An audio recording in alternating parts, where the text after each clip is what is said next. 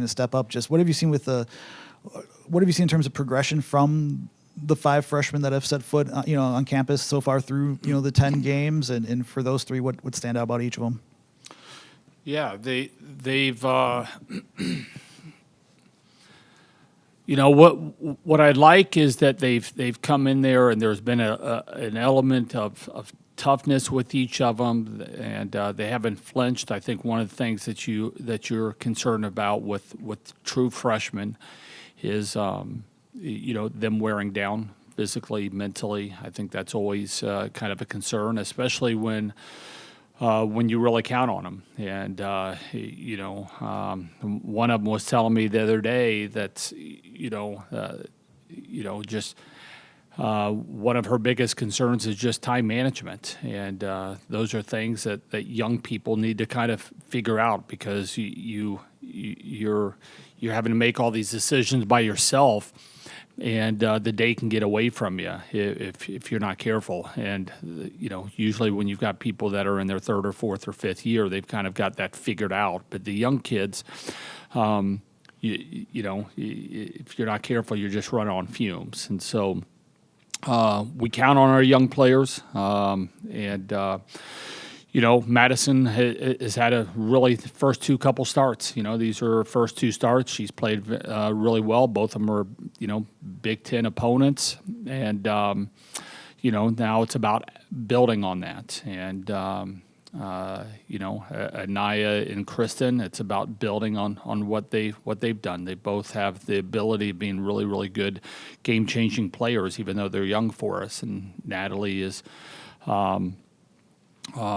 come in and she's played a variety of roles for us, but recently it's been behind the service line, and she's got that nasty float. I think Charlie's second in the nation in assists per set.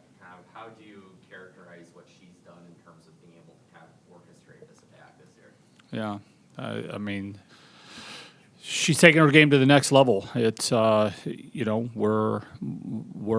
our hitters consistently are able to hit with range, and she's putting her hitters in really, really good positions. I thought this weekend she defended really well. She's capable of being an elite defender, but she was playing with great range. I thought her serving has gotten better every single week. She's a complete player, But from a setting perspective, she's making really, really good, smart decisions, and her voice just keeps getting stronger every week, which we need that out of her. Una, technically not a newcomer, but seeing her first substantial college action this year, kind of what stood out to you about her and kind of what she's been able to contribute in a couple different ways? Mm-hmm. She's kind of a glue player for us because she just plays the game, and she's our best passer, and we ask a lot out of her. I think she's our highest point scorer behind the service line, and that's the rotation where we score the most points. She takes a lot of ton of out of system swings. She takes some hard swings there. So she's been fantastic for us. Going back to Madison, making her first collegiate start on Friday, what has given you the confidence in her, and how have you seen her progress from when she first got here? Yeah. Well, she was, it was really nice for her to be here in the spring. I mean, that was a really big deal, kind of where she's at right now.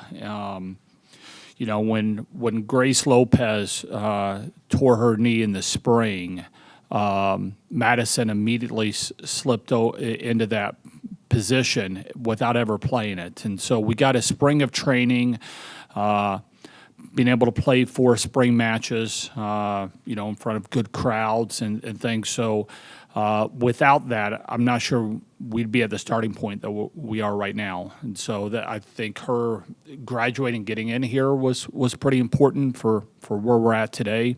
And then her willingness to just, you have that sometimes in sports. You have some players that just they're stubborn, and this is the position I play, period. And usually, as a coach, you don't have much choice at sometimes. It's like, all right, well then Sometimes there's a trickle-down effect. But if you have players that are willing to move, you kind of think in football, being willing to move to different spots on the line. You think about it, with our team of, are you willing to go from the left to the right or from the middle to the right or something? And we've had some examples of people that have been able to do that over the year. It just gives you so much more flexibility.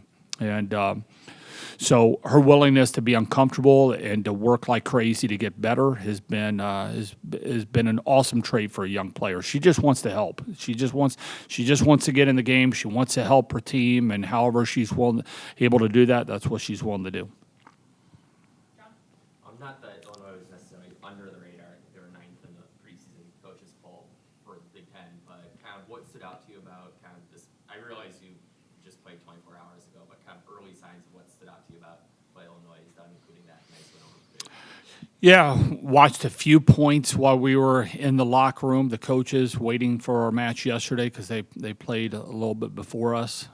Huge win to go into Mackey. I mean, that's not an easy thing to do. That's that's a rabid fan base there, and it's a great win.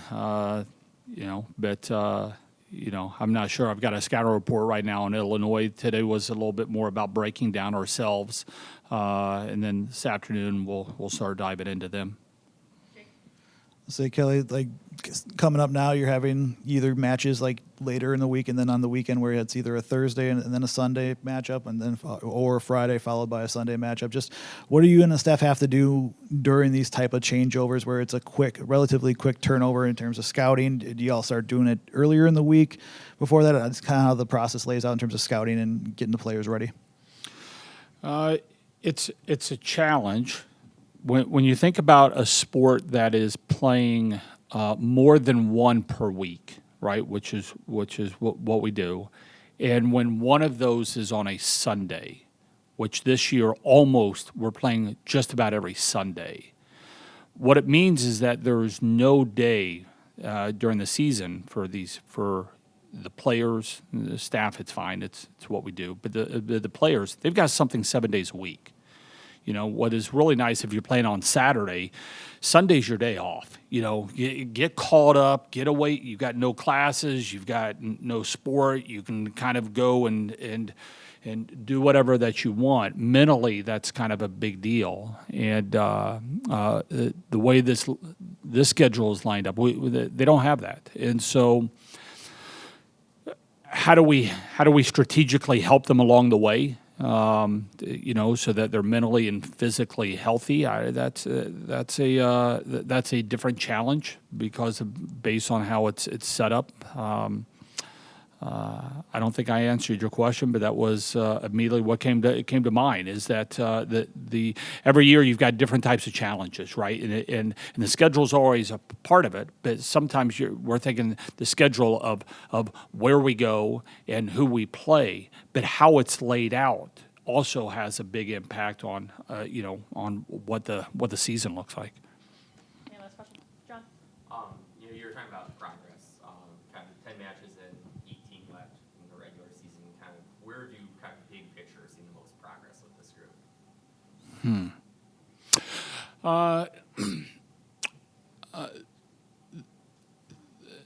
The rallies are won between the contacts.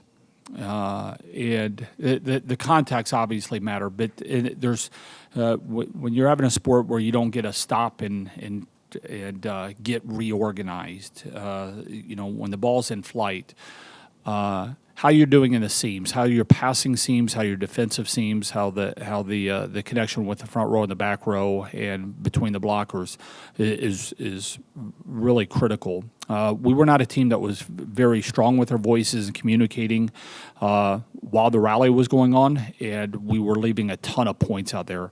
The biggest impact that we've had is that we're communicating what you'd expect when you've got people that are starting to play with each other. That's been a big part. The other thing is we didn't give away a lot of free points this week. We weren't giving a lot of points away behind the service line. Service errors were really down. I don't think anybody has come. I think we're giving away reception errors out of the teams that are in the top 25. Probably the next, we've got so few reception errors. I think the next team that is even close to us is probably twice as many. I mean, we're just not giving away points right now with our serve pass game, and that allows us to be in our offense a little bit more. So I'd say that those are probably a couple areas that are really progressing. So, thanks, guys.